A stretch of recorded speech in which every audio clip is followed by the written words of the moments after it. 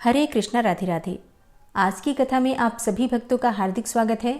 भगवान श्री कृष्ण और श्रीमती राधा रानी की कृपा सदैव आप और आपके समस्त परिवार पर बनी रहे। और अगर आप शिव पुराण की कथा सुनना चाहते हैं तो मेरे दूसरे चैनल जिसका नाम है प्योरिटी ऑफ लाइफ, उस चैनल पर हर रोज शिव पुराण की वीडियो अपलोड होती है। आप चाहें तो उसे भी सुन सकते हैं। और अब भगवान श्री हरि विष्णु का ध्यान करके आज की पावन कथा का प्रारंभ करते हैं। भीष्म जी ने पूछा, हे ब्रह्मन, अत्यंत बलवान तारक नाम के दैत्य की उत्पत्ति किस प्रकार हुई? कार्तिकेय जी ने उस महान असुर का संहार किस प्रकार किया? और भगवान रुद्र को उमा की प्राप्ति किस प्रकार से हुई? ये सारी बातें जिस प्रकार से हुई हो, हे महामुने, वह सब मुझे सुनाइए। पुलस्त्य जी ने कहा, राजन, जैसे अरणि से अग्नि प्रकट होती है, उसी प्रकार दिति के गर्भ से दैत्यों की उत्पत्ति हुई है। पूर्व काल में उसी शुभ लक्षणा दिति को महर्षि कश्यप ने यह वरदान दिया था कि हे देवी, तुम्हें वज्रांग नाम का एक पुत्र होगा, जिसके सभी अंग वज्र के समान सुदृढ़ होंगे। वरदान पाकर देवी दिति ने समयानुसार उस पुत्र को जन्म दिया, जो वज्र के द्वारा भी अच्छेद्य था, तथा वह जन्मते ही समस्त शास्त्रों में पारंगत हो गया था। उसने बड़ी भक्ति के साथ माता से कहा, माँ, मैं तुम्हारी किस आज्ञा का पालन करूं? यह सुनकर दिति को बड़ा हर्ष हुआ। वह दैत्यराज से बोली, बेटा, इंद्र ने मेरे बहुत से पुत्रों को मौत के घाट उतार दिया है, अतः उनका बदला लेने के उद्देश्य से तुम भी इंद्र का वध करने के लिए जाओ।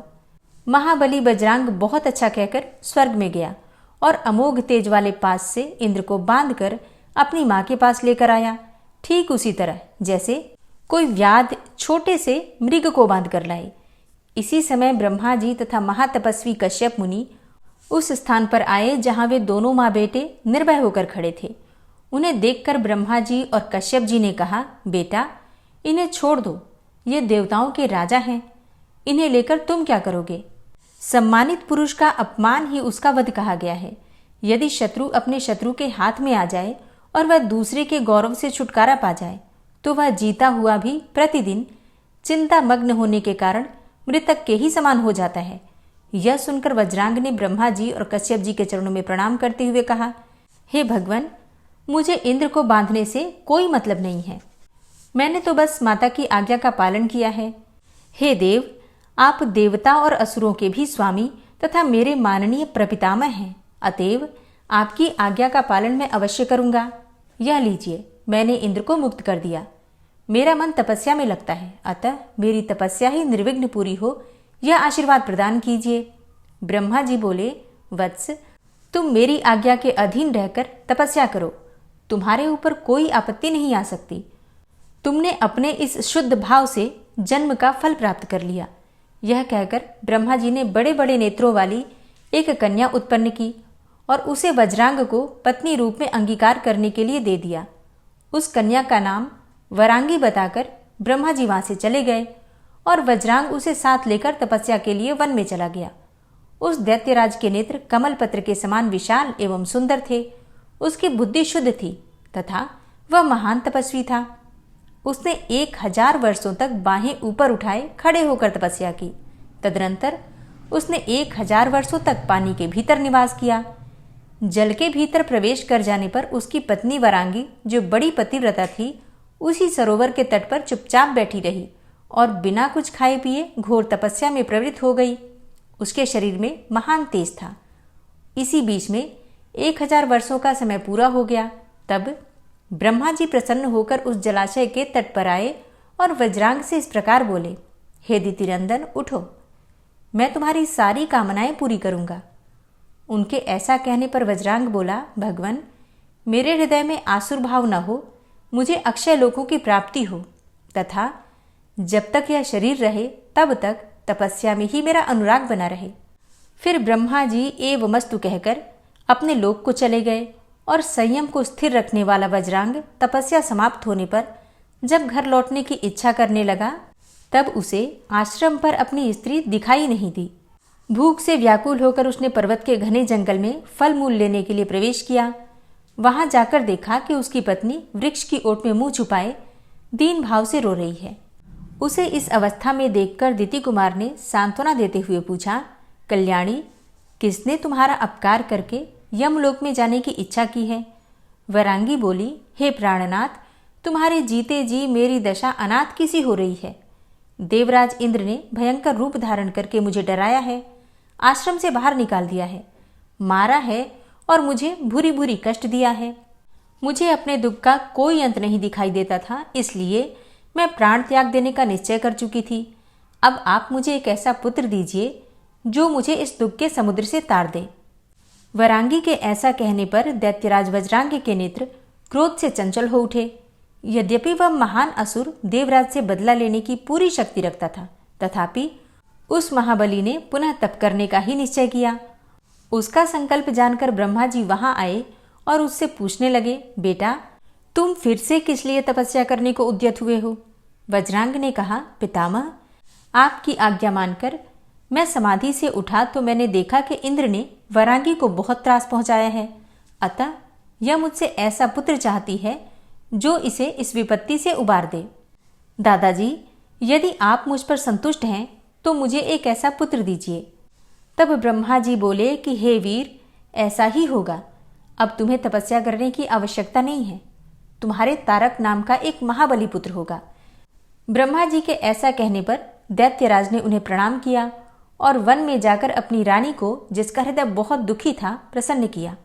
वे दोनों पति पत्नी सफल मनोरथ जानकर अपने आश्रम में गए। सुंदरी अपने पति के द्वारा स्थापित किए हुए गर्भ को पूरे 1000 वर्षों तक उदर में ही धारण किए रही। इसके बाद उसने पुत्र को जन्म दिया। उस दैत्य के पैदा होते ही सारी पृथ्वी डोलने लगी, सर्वत्र भूकंप होने लगा, महासागर विक्षुब्ध हो उठे। वरांगी पुत्र को देखकर हर्ष से भर गई। दैत्यराज तारक जन्मते ही भयंकर पराक्रमी हो गया। कुजम्ब और महिष आदि मुख्य मुख्य असुरों ने मिलकर उसे राजा के पद पर अभिषिक्त कर दिया। दैत्यों का महान साम्राज्य प्राप्त करके दानव श्रेष्ठ तारक ने कहा, महाबली असुरों और दानवों, तुम सब लोग मेरी बात सुनो। देवगण हम लोगों के वंश का नाश करने वाले हैं। जन्मगत स्वभाव से ही उनके साथ हमारा अटूट वैर बढ़ा हुआ है, अतः हम सब लोग देवताओं का दमन करने के लिए तपस्या करेंगे। पुलस्त्य जी कहते हैं, राजन, यह संदेश सुनाकर सबकी सम्मति लेकर तारकासुर पारियात्र पर्वत पर चला गया और वहां 100 वर्षों तक निराहार रहकर, 100 वर्षों तक पंचाग्नि सेवन करके, 100 वर्षों तक केवल पत्ते चबाकर तथा 100 वर्षों तक केवल जल पीकर तपस्या करता रहा। इस प्रकार जब उसका शरीर अत्यंत दुर्बल और तप का पुंज हो गया, तब ब्रह्मा जी ने आकर कहा, दैत्यराज, तुमने उत्तम व्रत का पालन किया है, कोई वर मांगो। उसने कहा, किसी भी प्राणी से मेरी मृत्यु न हो। तब ब्रह्मा जी ने कहा, देखो, देहधारियों के लिए मृत्यु तो निश्चित है, इसलिए तुम जिस किसी निमित्त से भी, जिससे तुम्हें भय न हो, अपनी मृत्यु मांग लो। तब दैत्यराज तारक ने बहुत सोच विचार कर 7 दिन के बालक से अपनी मृत्यु मांगी। उस समय वह महान असुर घमंड से मोहित हो रहा था। ब्रह्मा जी तथास्तु कहकर अपने धाम को चले और दैत्य अपने घर लौट गया। वहां जाकर उसने अपने मंत्रियों से कहा, तुम लोग शीघ्र ही मेरी सेना तैयार करो। ग्रसन नाम का दानव दैत्यराज तारक का सेनापति था। उसने स्वामी की बात सुनकर बहुत बड़ी सेना तैयार की। गंभीर स्वर में रणभेरी बजाकर उसने तुरंत ही बड़े बड़े दैत्यों को एकत्रित किया, जिनमें एक एक दैत्य प्रचंड पराक्रमी होने के साथ ही 10-10 करोड़ दैत्यों के ही उत्पत्ति थे। जंभ नामक दैत्य उन सबका अगुआ था और कुजम्ब उसके पीछे चलने वाला था। इनके सिवा महिष, कुंजर, मेघ, कालनेमी, निमि, मंथन, जंभक और शुंभ भी प्रधान थे। इस प्रकार ये 10 दैत्यपति सेनानायक थे। उनके अतिरिक्त और भी सैकड़ों ऐसे दानव थे जो अपनी भुजाओं पर पृथ्वी को तोलने की शक्ति रखते थे। दैत्यों में सिंह के समान पराक्रमी तारकासुर की वह सेना बड़ी भयंकर जान पड़ती थी। वह मतवाले गजराजों, घोड़ों और रथों से भरी हुई थी। पैदलों की संख्या भी बहुत थी और सेना में सब ओर पताकाएं फहरा रही थी। इसी बीच में देवताओं के दूत वायु असुरलोक में आए और दानव सेना का उद्योग देखकर इंद्र को उसका समाचार सुनाने के लिए गए। देव सभा में पहुंचकर उन्होंने देवताओं के बीच में इस नई घटना का हाल सुनाया। उसे सुनकर महाबाहु देवराज ने आंखें बंद करके बृहस्पति जी से कहा, गुरुदेव, इस समय देवताओं के सामने दानवों के साथ घोर संग्राम का अवसर उपस्थित होना चाहता है। इस विषय में हमें क्या करना चाहिए? कोई नीति युक्त बात हो तो बताइए। बृहस्पति जी बोले, हे सुरश्रेष्ठ, सामनीति और चतुरंगिणी सेनाएं, ये दो ही विजयाभिलाषी वीरों की असफलता के साधन सुने गए हैं। ये ही सनातन रक्षा कवच हैं। नीति के 4 अंग हैं, साम, भेद, दान और दंड। यदि आक्रमण करने वाले शत्रु लोभी हो तो उन पर सामनीति का प्रभाव नहीं पड़ता। यदि वे एक मत और संगठित हों तो उनमें फूट भी नहीं डाली जा सकती, तथा जो बलपूर्वक सर्वस्व छीन लेने की शक्ति रखते हैं उनके प्रति दान नीति के प्रयोग से भी सफलता नहीं मिल सकती। अतः अब वहां एक ही उपाय शेष रह जाता है, वह है दंड। तो यदि आप लोगों को जंचे तो दंड का ही प्रयोग करें। बृहस्पति जी के ऐसा कहने पर इंद्र ने अपने कर्तव्य का निश्चय करके देवताओं को सभा में इस प्रकार कहा, स्वर्गवासियों, सावधान होकर मेरी बात सुनो। इस समय युद्ध के लिए उद्योग करना ही उचित है, अतः मेरी सेना तैयार की जाए। यमराज को सेनापति बनाकर संपूर्ण देवता शीघ्र ही संग्राम के लिए निकले। यह सुनकर प्रधान देवता कवच बांधकर तैयार हो गए। मातली ने देवराज का दुर्जय रथ जोतकर खड़ा किया। यमराज भैंसे पर सवार होकर सेना के आगे खड़े हुए। वे अपने प्रचंड किंकरों द्वारा सब ओर से घिरे हुए थे। अग्नि, वायु, वरुण, कुबेर, चंद्रमा तथा आदित्य सब लोग युद्ध के लिए उपस्थित हुए। देवताओं की वह सेना तीनों लोकों के लिए दुर्जय थी। उसमें 33 करोड़ देवता एकत्रित थे। तदनंतर युद्ध आरंभ हुआ। अश्विनी कुमार, मरुदगण, साध्यगण, इंद्र, यक्ष और गंधर्व, ये सभी महाबली एक साथ मिलकर दैत्यराज तारक पर प्रहार करने लगे। उन सबके हाथों में नाना प्रकार के दिव्यास्त्र थे, परंतु तारकासुर का शरीर वज्र एवं पर्वत के समान सुदृढ़ था। देवताओं के हथियार उस पर काम ही नहीं करते थे। उन्हें प्रहार करते देखकर दानवराज तारक रथ से कूद पड़ा और करोड़ों देवताओं को उसने अपने हाथ के पृष्ठभाग से ही मार गिराया। यह देखकर देवताओं की जो बची खुची सेना थी भयभीत हो उठी और युद्ध की सारी सामग्री वहीं छोड़कर चारों दिशाओं में भाग गई। ऐसी परिस्थिति में पड़ जाने पर देवताओं के हृदय में बड़ा दुख हुआ और वे जगत गुरु ब्रह्मा जी की शरण में जाकर सुंदर अक्षरों से युक्त वाक्यों द्वारा उनकी स्तुति करने लगे।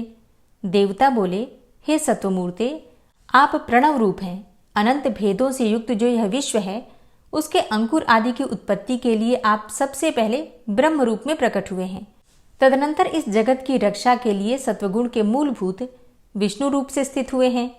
इसके बाद इसके संहार की इच्छा से आपने रुद्र रूप धारण किया।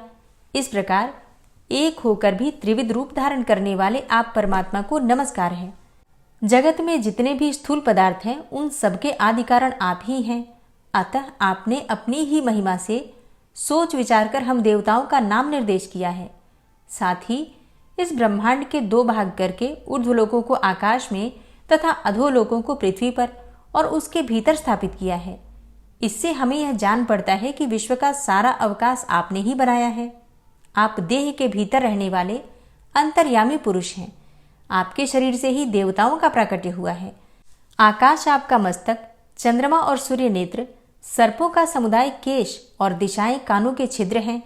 यज्ञ आपका शरीर, नदियां संधि स्थान, पृथ्वी चरण और समुद्र उदर हैं। हे भगवान, आप भक्तों को शरण देने वाले, आपत्ति से बचाने वाले तथा उनकी रक्षा करने वाले हैं।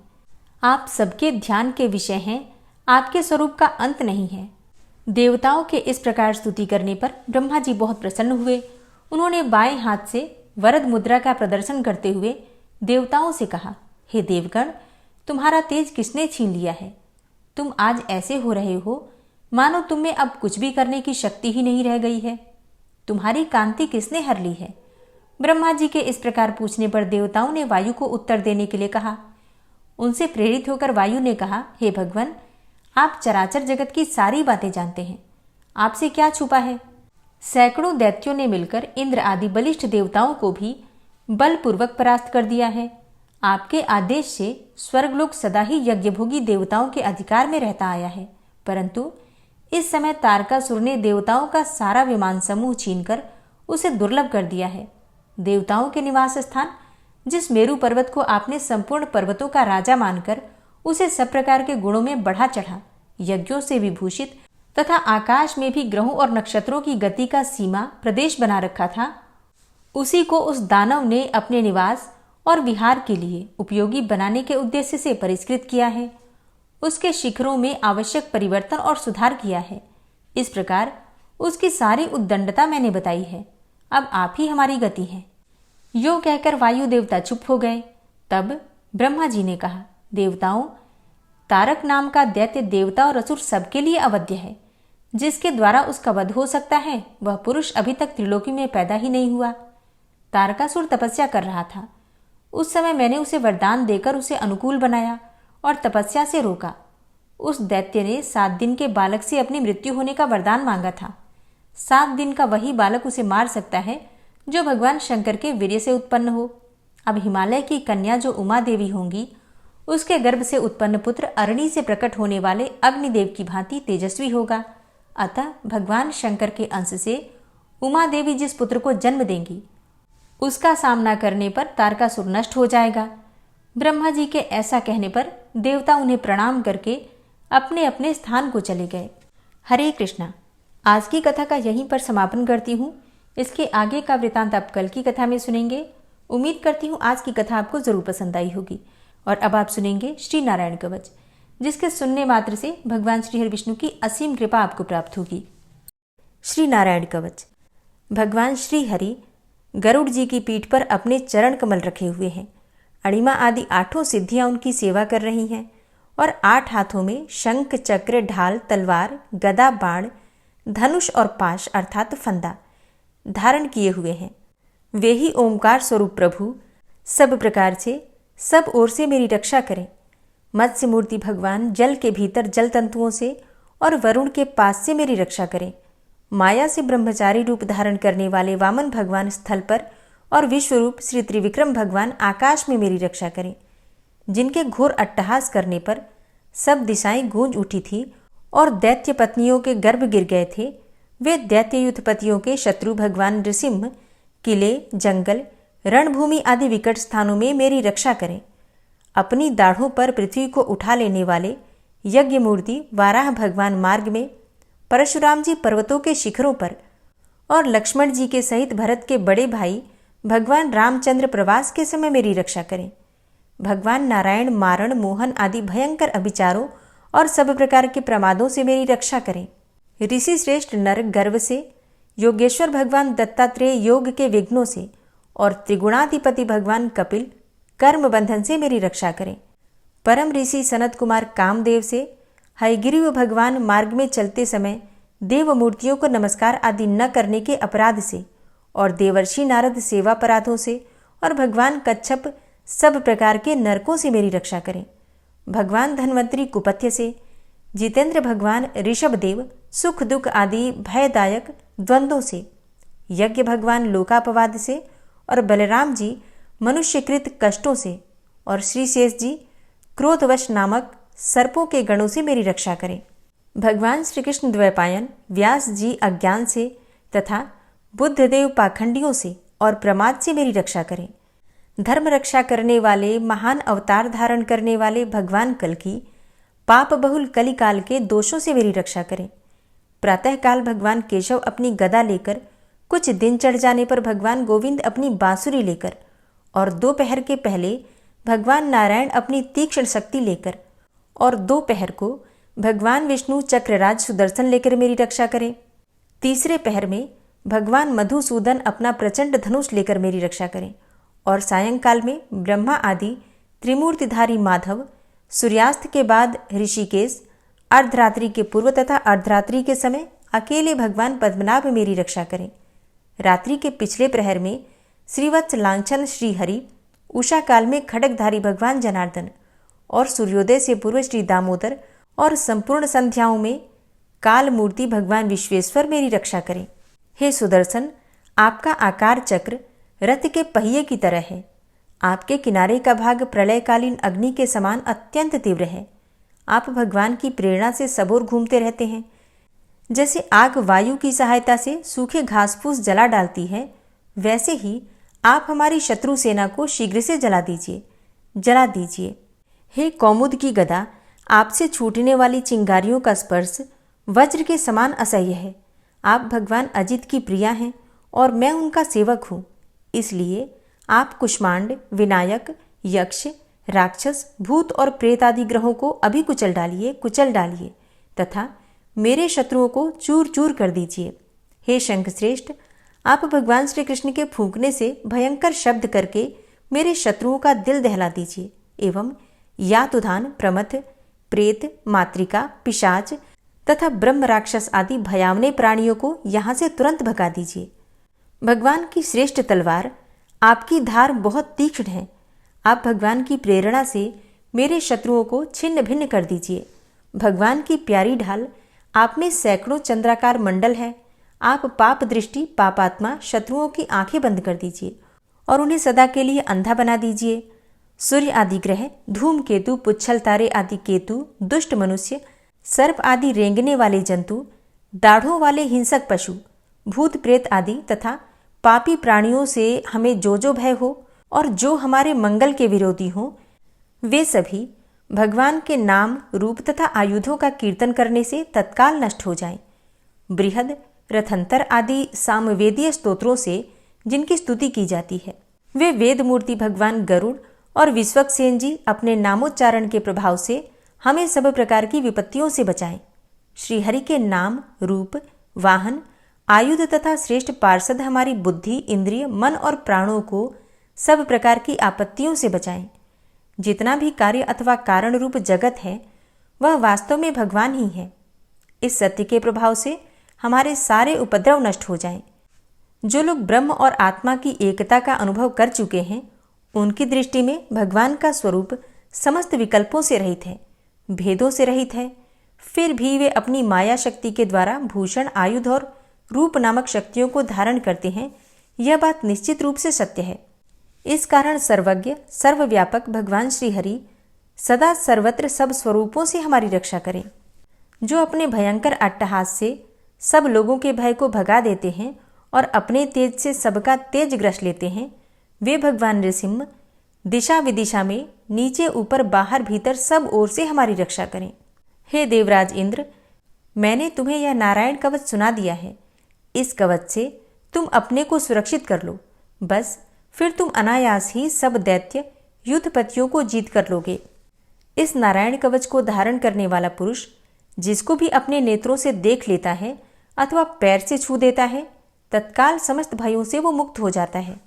जो इस वैष्णवी विद्या को धारण कर लेता है, उसे राजा, डाकू, प्रेत, पिशाच आदि और बाघ आदि हिंसक जीवों से कभी किसी प्रकार का भय नहीं होता।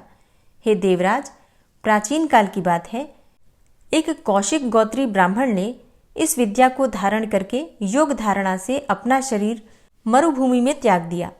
अब जहाँ उस ब्राह्मण का शरीर पड़ा था, उसके ऊपर से एक दिन गंधर्वराज चित्ररथ अपनी स्त्रियों के साथ विमान पर बैठकर निकले। वहां आते ही वे नीचे की ओर सिर किए विमान सहित आकाश से पृथ्वी पर गिर पड़े। इस घटना से उनके आश्चर्य की सीमा न रही जब उन्हें बालखिल्य मुनियों ने बतलाया कि यह नारायण कवच धारण करने का प्रभाव है। तब उन्होंने उस ब्राह्मण देव की हड्डियों को ले जाकर पूर्ववाहिनी सरस्वती नदी में प्रवाहित कर दिया और फिर स्नान करके वे अपने लोक को चले गए। श्री सुखदेव जी कहते हैं, हे परीक्षित, जो पुरुष इस नारायण कवच को समय पर सुनता है और जो आदर पूर्वक इसे धारण करता है, उसके सामने सभी प्राणी आदर से झुक जाते हैं और वह सब प्रकार के भयों से मुक्त हो जाता है। हे परीक्षित, शतक्रतु इंद्र ने आचार्य विश्वरूप जी से यह वैष्णवी विद्या प्राप्त करके रणभूमि में असुरों को जीत लिया और वे त्रैलोक्य लक्ष्मी का उपभोग करने लगे। श्री नारायण कवच संपूर्ण हुआ। श्री राधा कृपा कटाक्ष स्तोत्र। मुनीन्द्र वृंद वंदिते त्रिलोक शोक हारिणी प्रसन्न वक्त्र पंकजे निकुंज भूविलासिनी व्रजेन्द्र भानुनंदिनी व्रजेन्द्र सूनु संगते कदा करिष्यसि मां कृपा कटाक्ष भाजनम्। अशोक वृक्ष वल्लरी वितान मंडपस्थिते प्रवाल बाल पल्लव प्रभारुणांध्रि कोमले वराभय स्फुरत्करे प्रभूत संपदालये कदा करिष्यसि मां कृपा कटाक्ष भाजनम्। अनंगरंग मंगलम प्रसंग भंगुरं भ्रुवां सविभ्रमं ससंभ्रमं दृगन्त बाणपातनय निरन्तरं वशीकृतप्रतीतनन्दनन्दने कदा करिष्यसि मां कृपाकटाक्षभाजनम्। तडित्सुवर्णचम्पकप्रदीप्तगौरविग्रहे मुखप्रभापरास्तकोटिशारदेन्दुमण्डले विचित्रचित्रसञ्चरच्चकोरशावलोचने कदा करिष्यसि मां कृपाकटाक्षभाजनम्। मदोन्मदादियौवने प्रमोदमानमण्डिते प्रियानुरागरञ्जिते कलाविलासपण्डिते अनन्यधन्यकुञ्जराज्यकामकेलिकोविदे कदा करिष्यसि मां कृपाकटाक्षभाजनम्। अशेषहावभावधीरहीरहारभूषिते प्रभूतशातकुम्भकुम्भकुम्भिकुम्भसुस्तनि प्रशस्तमन्दहास्यचूर्णपूर्णसौख्यसागरे कदा करिष्यसि मां कृपाकटाक्षभाजनम्। मृणालवालवल्लरीतरङ्गरङ्गदौर्लते लताग्रलास्यलोलनीललोचनावलोकने ललल्लुलन्मिलन्मनोज्ञमुग्धमोहिनाश्रिते कदा करिष्यसि मां कृपाकटाक्षभाजनम्। सुवर्णमल्लिकाञ्चितत्रिरेखकम्बुकण्ठगे त्रिसूत्रमङ्गलीगुणत्रिरत्नदीप्तिदीधिते सलोलनीलकुन्तलप्रसूनगुच्छगुम्फिते कदा करिष्यसि मां कृपाकटाक्षभाजनम्। नितम्बबिम्बलम्बमानपुष्पमेखलागुणे प्रशस्तरत्नकिङ्किणीकलापमध्यमञ्जुले करीन्द्रशुण्डदण्डिकावरोहशोभगोरुके कदा करिष्यसि मां कृपाकटाक्षभाजनम्। अनेकमन्त्रनादमञ्जुनूपुरारवस्खलत् समाजराजहंसवंश निक्वडातिगौरवे विलोलहेमवल्लरी विडम्बिचारुचङ्क्रमे कदा करिष्यसि मां कृपाकटाक्षभाजनम्। अनन्तकोटिविष्णुलोकनम्रपद्मजार्चिते हिमाद्रिजापुलोमजाविरिञ्चिजावरप्रदे अपारसिद्धिरिद्धिदिग्धसत्पदाङ्गुलीनखे कदा करिष्यसि मां कृपाकटाक्षभाजनम्। मखेश्वरी क्रियेश्वरी स्वधेश्वरी सुरेश्वरी त्रिवेदभारतीश्वरी प्रमाणशासनेश्वरी रमेश्वरी क्षमेश्वरी प्रमोदकाननेश्वरी व्रजेश्वरी व्रजाधिपे श्रीराधिके नमोऽस्तुते। इतीममद्भुतं स्तवं निशम्य भानुनन्दिनी करोतु सन्ततं जनं कृपाकटाक्षभाजनम्। भवेत्तदैव सञ्चितत्रिरूपकर्मनाशनं लभेत्तदा ब्रजेन्द्रसूनुमण्डलप्रवेशनम्। जय जय श्री राधे, जय जय श्री राधे। उम्मीद करती हूँ आज की कथा आपको ज़रूर पसंद आई होगी। तो अगर कथा पसंद आती है तो वीडियो को लाइक किया कीजिए और अगर संभव हो तो वीडियो को ज़्यादा से ज़्यादा शेयर कीजिए। और अगर आप इस चैनल पर पहली बार आए हैं, अभी तक आपने इस चैनल को सब्सक्राइब नहीं किया है, तो आज की वीडियो अगर आपको अच्छी लगे तो चैनल को सब्सक्राइब करके बेल आइकन को ज़रूर प्रेस कर लीजिए। इससे ये होगा कि इस चैनल पर जो नई वीडियो अपलोड होंगी उनकी नोटिफिकेशन आपको सही समय पर प्राप्त होगी। मिलती हूँ मैं आपसे अगली वीडियो में, तब तक के लिए जय श्री राधे।